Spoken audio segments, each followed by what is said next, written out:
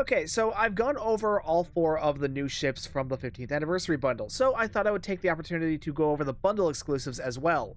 This is the Theseus Miracle Worker Destroyer. Now, this is not a new ship. This was a lockbox ship that was added to the bundle, like they usually do with these anniversary bundles. They usually throw in a some kind of premium ship to kind of pad out the bundle as some sort of bundle exclusive to incentivize you to buy the entire bundle rather than just picking and choosing individual ships to pick up with ship coupons, or just buying the individual ships at a lower price.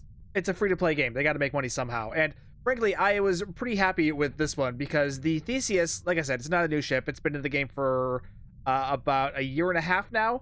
Oh, no, this was released in June of 2023, so almost 2 years old now, in a couple months. So yeah, but this is the Theseus is. I've always been a fan of this ship. This is a fantastic energy weapon build. It is a Miracle Worker destroyer with a secondary temporal seat. So because it's a destroyer, it's got a commander level tactical seat. It's got a little bit of universal seating, just in the form of that universal seat in the lieutenant slot. It's a little heavy on engineering, but that is overcome by the lieutenant commander engineering seat also being a temporal seat, so that balances out really well. So you've got a good amount of stuff here. It is a Miracle Worker ship, which I've talked about how I've been having my gripes with Miracle Worker seating and how it really needs a revamp, but because it's a primary Miracle Worker ship, got that extra console slot, which is always nice. Now, if you like forward-facing builds like Cannon Scatter Volley or even like Beam Fire at Will using dual beam banks, this is a fantastic ship for that. It is pretty well maneuverable. It's a little bulkier than most escort class ships, but that's because it's a destroyer. It's meant to be a little beefier, so you can kind of give it a little bit of a mix of survivability along with the heavy DPS power with this ship. So this is one of the reasons why I'm a big fan of this ship. It's a good balance of survival and DPS potential, particularly with energy weapons, but it leans more heavily in the DPS side than it does the survival side because, like, it's a destroyer, so it's a type of escort.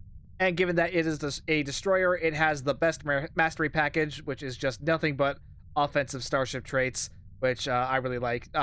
Warships also get this mastery package, so the Shangri-La also has these same mastery stats on it, which is nice. But the difference between a destroyer and a warship is that a warship sacrifices its experimental weapon slot for an 8th weapon slot, whereas a destroyer will keep that experimental weapon slot. And it's one of the reasons why I like the Theseus so much, is because it keeps that experimental weapon slot. Like I said in the Shangri-La video, the warships have been kind of losing their luster because experimental weapons have been getting so good. Like, I'm using the hexacannons on this Theseus build here. That's because the hexacannons are the best experimental weapons in the game. They are very powerful, and I would hate to trade these for just another turret in the back. Now, Theseus is its own ship, so it does come with its own console, its own starship trait, and its own experimental weapon. None of which I'm using on this build. Hold on. Theseus' starship trait is called Ship of Theseus. I know, shocking. Basically, the way this thing works is it's very RNG based. It's going to be linked into the Miracle Worker ship mechanic. Depending on what you roll in this is going to depend on what sort of buffs you get from the starship trait. And because of this RNG focus on this trait, that's why it's not very popular. It's inconsistent. It's not very reliable for like steady DPS, which is generally what you want out of a starship trait if you're going in that direction. So it's kind of all over the place, and that's why it's not considered to be very good. You could make it work, but that's the other thing too, is you're only going to be able to get this thing to work on a full Miracle Worker ship because it relies on the Miracle Worker ship mechanic to function. So you're not going to be able to use this on any non-Miracle Worker ship. So yeah, that on top of the very random nature of it, and the fact that these individual buffs aren't super powerful on their own. Like, if you can build up multiple stacks of these, they'd be kind of nice. But again, it's the RNG of it all is really kind of holding it back. So it's never been considered a super powerful starship trait. You could use it if you want. Like, there are some beneficial stats in here. It's just like there's plenty of better options out there. The console is called the Brancher Crystal Fragments, which think of the TFO Crystalline Catastrophe. You see the little crystalline fragments branch off and then try to collide with your ship. That's basically what this console is. You shoot out your own Brancher fragments, and they will head off toward nearby enemies and collide with them. They'll deal a certain amount of kinetic damage, as well as the small Brancher fragments grant some extra beam damage to yourself. So yeah, the brancher fragments collide with enemy ships, and then they will create small brancher fragments, which will come back to you and buff yourself. So it's not bad. Like, it's okay for a beam weapon build. One of the reasons why I'm not using it is because, I mean, I'm not using beams on this. I'm using cannons on this, which I thought was kind of weird that they made this thing only buff beams instead of just energy weapons as a whole, because this is an escort ship. Obviously, most players are going to be wanting to run cannons on this thing rather than beams. At least that's the impression I got. But nope, they just made it beams only, which I thought was an odd decision, but whatever. The brancher things themselves, they deal kinetic damage to an enemy target, which would probably be decent for a kinetic build, but then you've got the beam buffs on here. So it's definitely meant to be sort of like a mixed beam kinetic build, whereas my min-maxing brain looks at that and be like, I'd rather just have one or the other. But that's just me. So it's not a bad console. It's another case of it's okay, but there are plenty of better options out there. And the fact that this has always been a lockbox ship, that's why these haven't been haven't been super well regarded, is that there is plenty of better, more powerful stuff that you can get in the C store. Like the couple of examples right here, like fleet power network array and adaptive emergency systems, both of which are I would say are more powerful than this console, and both of which are available in the C store. So I would go with either of those before I would pick up this. Anyway, and then it's kind of the same story with the experimental weapon. The solar voltaic array it deals fire damage of all things, which is a very uncommon damage type. But that's kind of the vibe they used to go with experimental weapons. They used to always deal some random some sort of exotic type of damage that wasn't really well suited to any specific build type, especially one that you would fly on an escort like this. So this is kind of reminiscent of older thinking, I think. Especially because, I mean, you look at the hexacannons now. That's one of the insanely powerful phaser experimental weapon, which kind of blows the solar voltaic like right out of the water. The one interesting thing about the solar voltaic array, though, is that it has a 10% chance to give a 200% firing cycle haste buff to all of your energy weapons for 4 seconds, which is pretty substantial, but it's only a 10-second chance upon firing this weapon. And given that this has a 6-second recharge time, you're not going to get many opportunities to get that 200% buff if it ever triggers at all, because it is only a 10% chance. And even if it does trigger, it's only going to last for 4 seconds. So it's not going to be a huge impact. Like the 200% firing cycle haste sounds like a huge deal. It's just the odds of actually getting it are super low, which is why I would definitely stick with the hexacannons here, which are a much more powerful and much more reliable source of damage. And they're also more accessible because they are on a normal C-store ship, the Achilles. But of course, if you buy these things out of the 15th anniversary bundle, you will have the Theseus and these items unlocked on your full account. So if you're not someone who's engaged in a lot of lockbox and low buy stuff, and you're looking for stuff to kind of like have to throw on alts, these aren't bad options to use. It's just there's better stuff out there. Really, the main appeal to the Theseus itself is the actual ship, because it is a really nice ship for an energy weapon build. I've always been really happy with this thing. Like, you've got the temporal seat for plenty of uncon triggers, plus that Lieutenant Commander Science seat, or uncon triggers, plus some decent control abilities. Plenty of tactical seating, so you can do scatter volley on here, or you can do beams if you'd rather want to. You got a little bit of flexibility with the universal seat, and it's not too engineering heavy because that Lieutenant Commander engineering seat is also a temporal seat. Now, since this was included with the 15th anniversary bundle, not only are you getting the Theseus that was from the lockboxes, but this Theseus is also coming with a new skin. This is meant to be the Theseus class prototype. And actually, let's just go into the visual review. The Theseus class prototype. This is meant to be a TMP era version of the Theseus, which is quite a difference from the main version of the Theseus that we saw introduced into the game. It's kind of crazy to think that these are actually the exact same ship, at least in terms of the canon established in the IDW comics, because we first see the Theseus looking somewhat like this as a TMP era ship in the Star Trek Year 5 comics, which is meant to be a stretch of comics that tell the story of the last year of Kirk's 5-year mission aboard the original Enterprise. And part of that story involves the appearance of this ship, the USS Theseus, being commanded by some admiral, I forget his name, but this was meant to be like one of the first ships showing off that Starfleet is now transitioning from that original series aesthetic into the TMP era aesthetic. So this was meant to be one of the first examples of the TMP era being set into full motion. That's what the Theseus was meant to be. Of course, then years later, the stuff goes on. Then you get to the 24th century.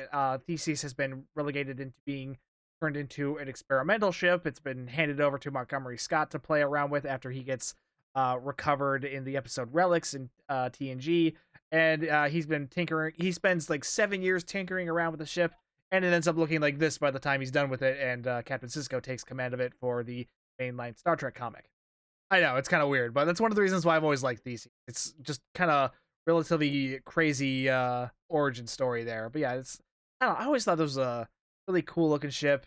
Like, it's really it's very comic booky, I guess is the best way to say it. But at the same time, it's always amused me how well Theseus really blends in with Star Trek Online's design aesthetic, so much so that they even just gave it the Odyssey hull material when they introduced it into the game. And it's kind of cool to see it in a more traditional design style, that being the TMP era. Because it, again, like looking at this, I would never suspect that this would look good as a TMP era ship. And boom, they absolutely pull it off. It's fantastic. Like with the Kitty Hawk, the Theseus prototype was concepted by Jamie Armstrong Hughes, aka Scorpion Designs. They posted the concept art up on Blue Sky, which looks absolutely fantastic. So Jamie, if you're watching, this is just fantastic. This really gorgeous ship. Like I said, I was already a huge fan of the Theseus, and now I have another reason to freaking love this ship. Now, this is one of the other bundle exclusives. This is the 2371 armor costume that is part of the bundle. You see this a few times throughout the movies, and it's kind of exactly what it sounds like. It is an armor costume. It's got just a plain kind of shirt and pants underneath, this kind of football-looking helmet and chest gear kind of thing with these big funky boots. Honestly, it is kind of a silly-looking costume, but I mean, it was in the movies, so now you have access to it. Yeah, the big doofy helmet with the Starfleet Delta on it. I haven't changed any of the colors on this. I don't really know what the actual accurate color scheme is supposed to be, but you've got a lot of options for color palettes here. I feel like looks like they gave it the entire color palette, so you're gonna have options on how you want to make this look. What the costume comes with was in the upper section in loose jacket. It comes with the SF. Basically, just look for SF 2271 security. Look for that name. You'll find all the pieces there. There were 2 shirts, one with a collar and one without it. Yeah, there's security 01, security 02 without the collar. So you have options there, but you can wear whatever else you want with the 2. So you got options there. So it's you can wear this over pretty much anything else that's in the loose jacket category, it seems. And then there's the chest gear, which I've shown off a little bit of the colors here. That's the back of it. Again, it's very silly looking. Also comes with unique boots, very big, bulky, almost look like the boots off of the EV suits from Star Trek 6. So yeah, you got those, and then there is a set of pants here. They've got this like stripe down the side. These are in the uniform pants tight category. If you're looking for those, yeah, that is the unique costume. Oh, the helmet. You can find that under the head category. Go into category. You gotta select helmet 2271 security guard in order to use that. You can't seem to use beards with the helmet, which is a little annoying. I'm gonna miss that, which means I'm probably not gonna end up using this on my main character because he has a beard. So yeah, that is the uniform there. It is a costume. not something I think is gonna sway a lot of people to buying the full bundle. I feel like the Theseus is gonna be doing the most of the work there, but you'll have it. It's canon. This was in the movies, so now you can outfit your bridge officers with it if you want. The bundle also comes with a unique phaser. This is the 2285 phaser pistol, which was first and I think only ever seen in Star Trek 3. Actually, I don't think it was only ever seen. I think it was the prop also made a few appearances in Next Gen, but mainly it was only seen in Next Gen. First thing you can see is it is comically large. Though I commented about this on Blue Sky, Thomas Maroney did respond saying this is going to be addressed. So yeah, it won't be this huge for long. Hopefully, I'm being shot at. Hello. As you can see, the effect, it's actually very similar to the original series effect.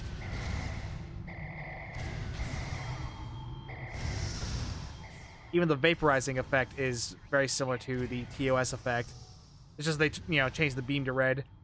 I get why they did that. It's meant to be, it's very reminiscent of the original series phaser, and I'm pretty sure that's pretty close to the effect that was used in the movie. I mean, the main thing we remember of the phaser pistol from that movie was the knockback that when Kirk shoots Commander Cruise and he's like sent flying 10 feet through the air.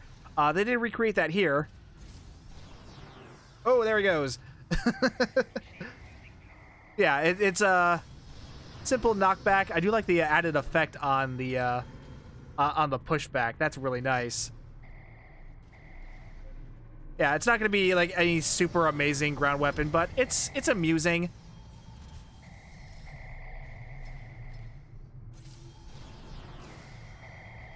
Kill these guys, and then we can move on.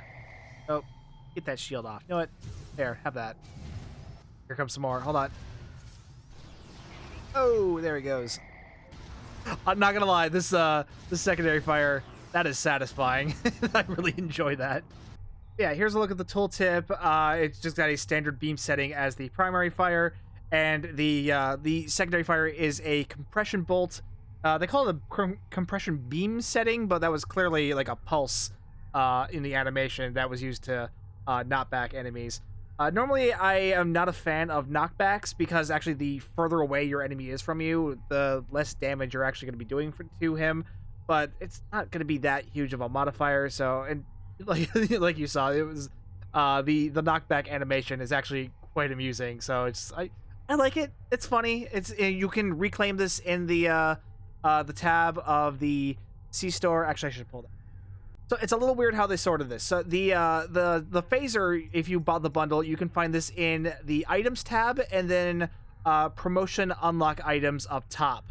But for the costume, they put that in the normal promotions tab, which you can find that here. Yeah, just type in 2271 and you can find the costume. So it's weird how they split those up. I don't know why they didn't just put both in the items and then promotion tab. I don't know why they had to split them up like that, but they did, so heads up, that's where they are.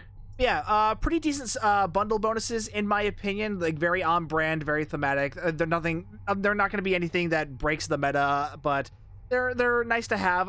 Like I said, I'm very fond of that TMP era Theseus skin.